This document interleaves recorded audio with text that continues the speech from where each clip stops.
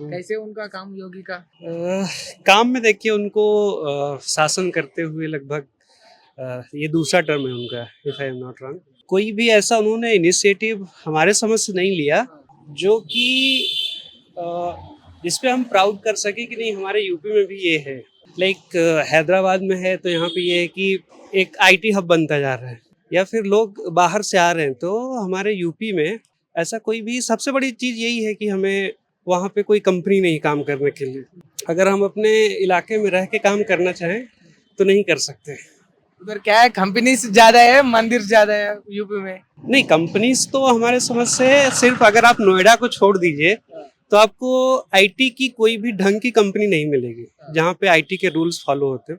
हाँ, लखनऊ में छोटी छोटी कंपनियां हैं बट वो आईटी के रूल से नहीं चल पाती, तो कंपनीज तो नहीं है। आप अगर आप यूपी में काम करना चाहते हैं तो आपको, अगर आपके पास बहुत अच्छा पैसा नहीं है तो आपको रेहड़ी ही लगानी पड़ेगी, या तो फिर कोई फूल बेच रहा, कोई माला बेच रहा, कोई पूड़ियाँ बेच रहा, मतलब यही सब काम करना पड़ेगा। या फिर आपके पास अगर बहुत ज़्यादा पैसा हो तो आप कोई शोरूम वगैरह चला सकते हैं।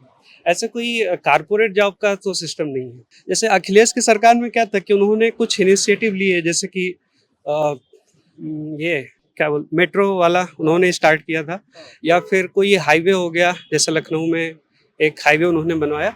इस तरीके का योगी सरकार में कोई ऐसा इनिशिएटिव मेरे समझ से तो नहीं है। What is the difference between Akhilesh and Yogi? Akhilesh एक तो वही है कि योगी सरकार में थोड़ा सा ये है कि हम फील करते हैं कि एक तरीके का भेदभाव हो रहा है उत्तर प्रदेश में based on community, but Akhilesh सरकार में वैसा भेदभाव नहीं था, पहली बात। दूसरी बात, योगी आदित्यनाथ हमेशा ये क्लेम करते हैं कि हम लॉ एंड ऑर्डर को अच्छे से मेंटेन कर रहे हैं, बट अब हर दूसरे दिन एक मॉब लिंचिंग की केस आती है, उसके बाद वो ना कोई न्यूज़ में जाता है ना ही उस पर कोई फैसला आता, तो ये एक बड़ी समस्या है वहाँ पे। सेंट्रल में बीजेपी का गवर्नमेंट कैसे है?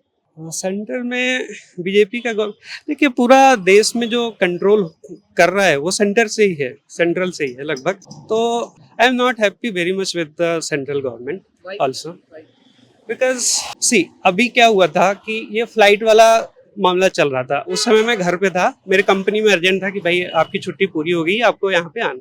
मेरा ट्रेन का टिकट कैंसिल हो गया, कंफर्म नहीं हो पाया, तो मैं सोचा फ्लाइट से चला जाऊं, लेकिन फ्लाइट फिर उसके प्राइसेस बहुत हाई चले गए, कैंसिलेशन था।